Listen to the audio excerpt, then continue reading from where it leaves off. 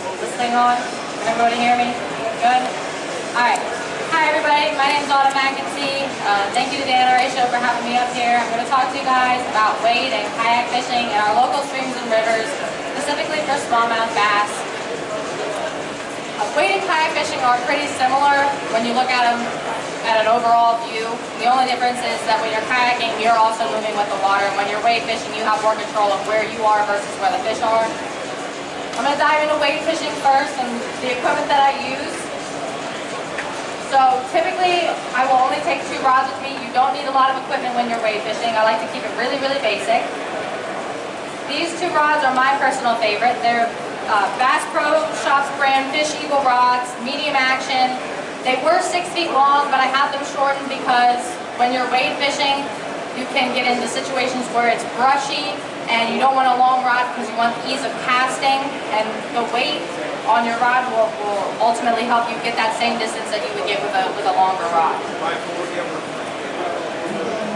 And as far as line goes, I use 6-pound key line fluorocarbon. These, I actually just got these for Christmas. These are also a Bass Pro brand, and so are the reels. As far as I've tested them and used them, they work very well. This is a little bit of a longer rod just because some of the creeks that I fish, situationally, some of them are really wide.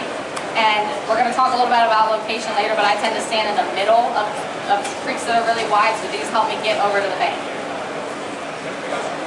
Obviously, when you're wade fishing, some people like a pair of waders. As you can see, I'm wearing mine.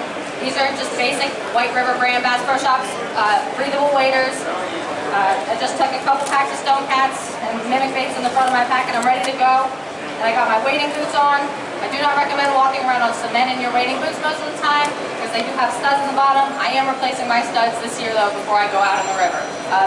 They're pretty old and fairly worn down, as you can see. I use them a lot. I wade fish almost every day after work in the summertime, so they get a lot of use. When I'm going on longer wade fishing trips, I'll take my tackle backpack with me. Now, this was not cheap. These backpacks run a little over $200, but I've had this thing and I fish with it every day for probably the last 6 seasons, and you can't even tell if there's any wear on the backpack. I haven't ripped anything, no zippers have come off, nothing is broken, no clips have broken. I've completely drenched this bag in water and mud, and you can't even tell. But it looks almost brand new, except for maybe some wear down here. But I really like this bag because it's got really nice padded straps on the shoulders. I got hookups for my hemostats and my clippers, which these are my new favorite. You can find these at booth 2313. They're a Man O' War Fishing Company brand. They're very sharp. And what's a tackle backpack without a little decoration? This backpack also comes with storage that will fit 4 large Plano boxes or 12 of the smaller ones of this size. A workbench out front so you can swing it around. I typically like to wear it like this, just so I can get in my backpack, especially when I'm tying something on, because then I have someplace to set my stuff down. If I have, a little weight, if I'm putting on a Texas rigger and Edrig and I don't want to drop it in the water or hold it in my mouth, I'll put it here so that I know where it is and it's not going to fall out because we've got these nice straps on the side. It's got loads of storage. The side pockets, they open super wide. They've got 2 dividers in there. You can fit anything you need for a day-long kayak or wade fishing trip in one of these backpacks. And this is the large size of the Wild River tackle backpack. That's probably the best investment that I have made aside from my waders, is that backpack right there. It also has 2 rod holders, so I don't have to carry my rods with me. I can just put one of my rods in here and go on with my day. One of the most important things to have with you when you're kayak or wade fishing is a good net. The only disadvantage in some situations to being in the water with the fish or closer to the water in a kayak is that you don't have as much leverage to net your fish as you would on a boat. So a net with a longer net with a longer handle will give you enough leverage to net your fish while you're standing in the water. As a general rule, I don't like to reel in more line than the length of my rod when I'm fighting a fish and bringing it in, especially if it's a large fish, because that increases your chance of it getting off. So a longer net is really beneficial for when you're wading and netting fish. Also, the Pennsylvania Fish and Boat Commission says use a net, keep them wet, and I truly believe in that, and I practice it every time I go fishing. It's decreasing contact with dry surfaces. And keeping the fish in the water longer overall reduces the stress of the fish and will lead to a happier fishery.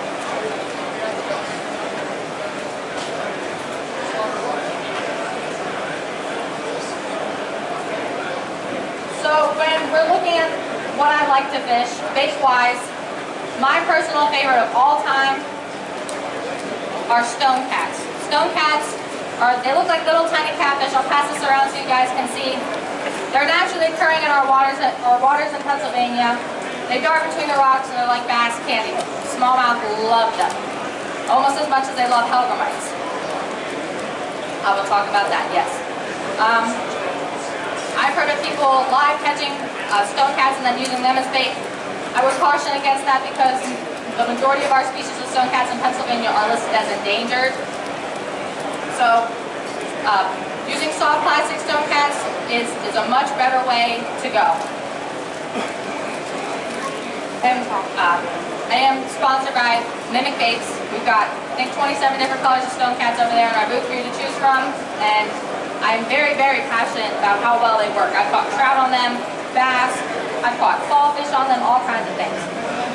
Now, with how I rig these, I do fish these weightless on a 1-out worm hook. I just buy the Eagle Claw. Am I done dropping things today? The Eagle Claw Laser Sharp brand from Walmart. It's like a $1.96 for 8 hooks. And I just took them through the nose and out the top of the head, and I fish it like that. Now this is a pretty destroyed stone cat that I have for a demonstration just to show you how much the bass love them. And they are very durable. I've caught probably 10 small, I can catch usually about between 7 and 10 smallmouth just on one stone cat. And yes, I do leave that much of the hook shank exposed. My fear is if I put it back any farther in the body of the plastic, that I won't be able to get it out of the smallmouth because they come up and they absolutely clobber it, just like a largemouth clobbers a wacky worm. They try to inhale the whole thing, and I want to be putting back the best, the fish in the best possible condition that I can. So I opt to hook them through the head, and I see no difference in how the fish approach the bait at all. I've watched fish, I've been standing in the water and I've watched them go around me and up to my bait to get, and I'm standing right there and they go right around me. Even with this hook shank exposed, this is the only way I fish them. And people ask me, why don't you use a belly weight? Why don't you use a Ned rig? Why don't you use a jig head? I find that with stone cats, because it's not your typical circular twister tail, right? These are meant to rotate in the water, and it looks uniform because it's circular on all sides. This bait is flat on the bottom and round on the top. They spin in the water when you reel them, and they will also, like if you're jigging it and reeling it, it will spin, and that's a very unnatural presentation. That's what we don't want. Finesse fishing for bass, you want the most natural presentation you can possibly get, and this is how you get it. I've tried belly weights, I've tried Texas rigging them, I've tried putting them on a jig head, and I find no way is better than a weightless. As far as the other things that I like to use for bait, I really like to use our hellgrammites, and I will fish them on a Ned rig just because I like that it gives it a better action. You can see how natural that looks. This is our black gold hellgrammite. And today I also have rigged on here our TRD in Bass Candy and our brand new for 2024 Ned Crawler in the color Halo Melon.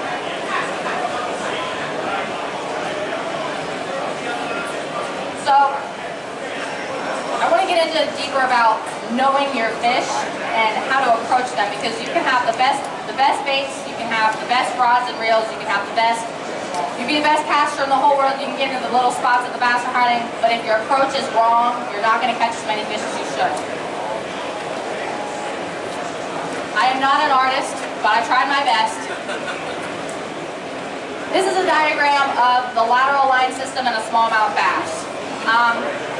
What most people have heard of the lateral line system. That's how the fish feel in the water. That's how they feel the vibration. And when you're walking through the water, you're causing vibration in the water. Now, most people don't know that the lateral line, there are actually open pores and holes in the epidermis or the skin of the fish that allow water displacement to go through these tubes and actually touch the lateral line canal, which makes the lateral line vibrate.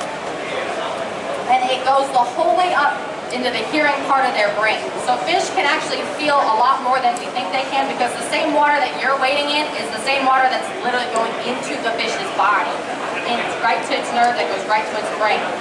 So when you're approaching a wading situation, and we'll talk a little bit more about this, you want to make sure you're quiet, you want to make sure you're not splashing, and you want to make sure you're not too close to where you think the fish are going to be. I have shuffled, shuffled my feet the whole way across the creek to get up to a spot, and then walked out in the middle and just let the water settle. I will, if it takes me an hour to walk up to a spot where I know there's smallmouth that I'd like to catch, it's worth it to me.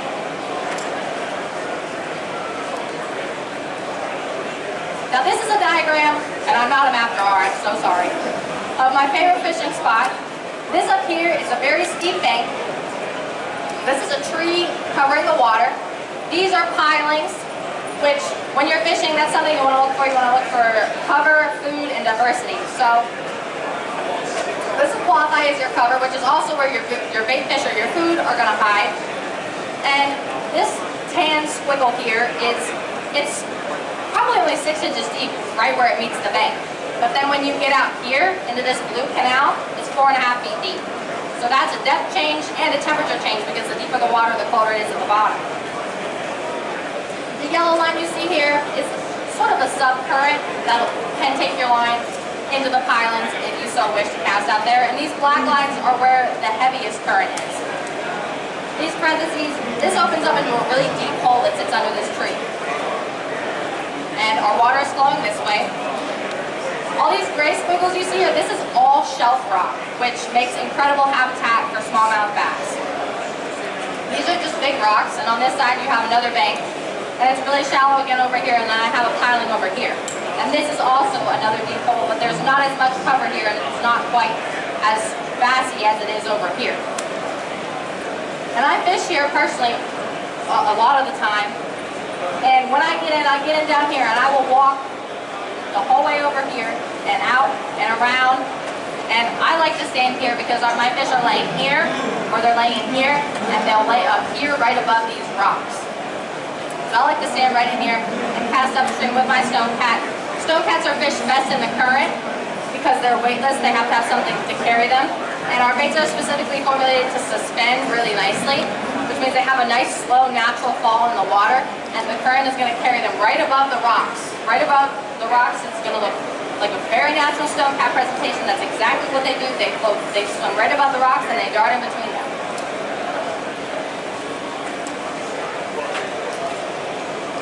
The only thing I caution with fishing stone cats weightless is fishing them while it's windy. That doesn't work very well.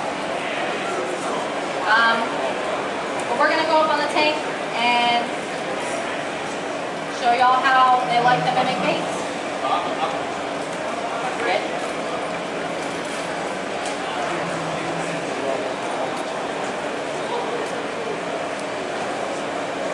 Yeah.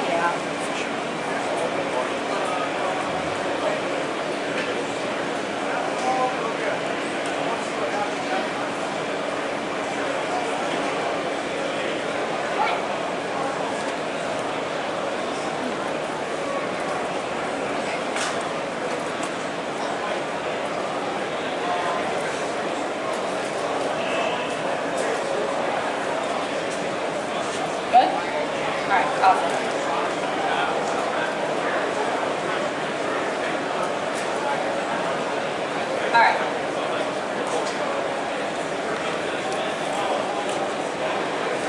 First up, I'm going to show you the stone cat. Now, just for presentation's sake, I discussed stone cats in the sense of fishing for smallmouth bass particularly. I'm all tangled up. There we go. And since there's no current here, the presentation is not going to be as solid as it would if there was current, but you'll see.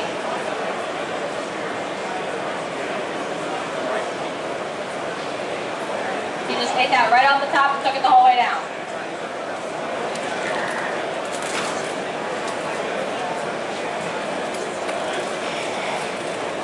Why isn't he letting it go?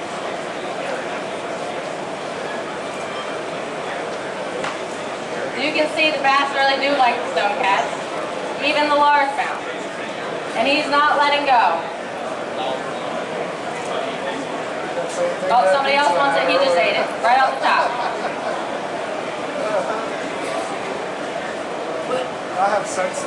They're all interested.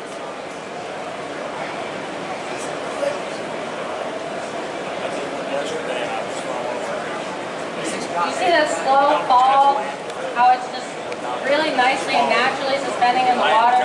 And I mean, they just swallow the whole thing. It's ridiculous.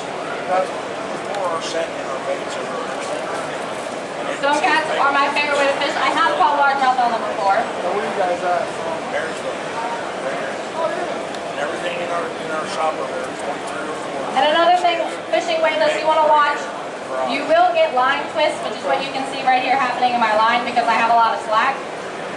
So just be careful when you're reeling it in. Usually the current will help lengthen out any line twists, and also having a fish on the other end helps a lot too.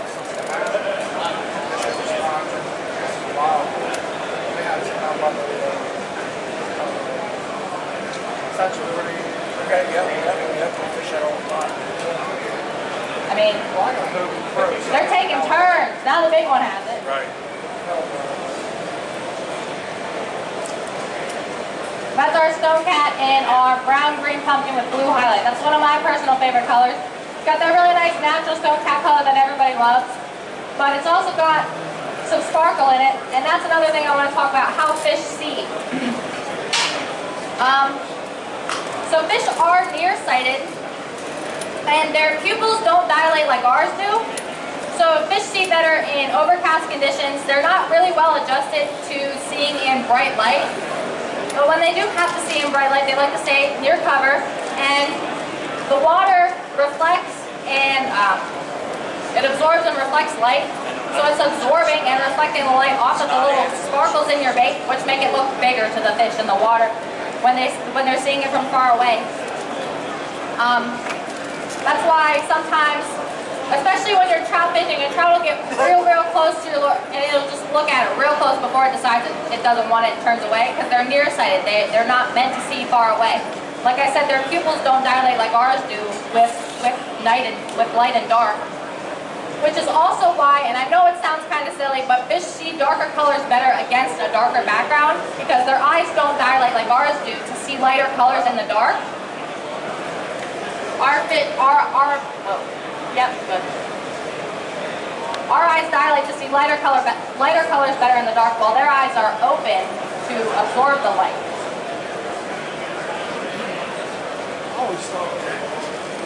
This is our black gold hellgrammite on a Ned rig.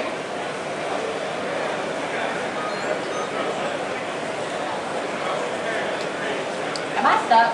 You're good. Not anymore. I can't hardly see from up here. The water's a little cloudy and there's bubbles. Rick knows what I'm talking about.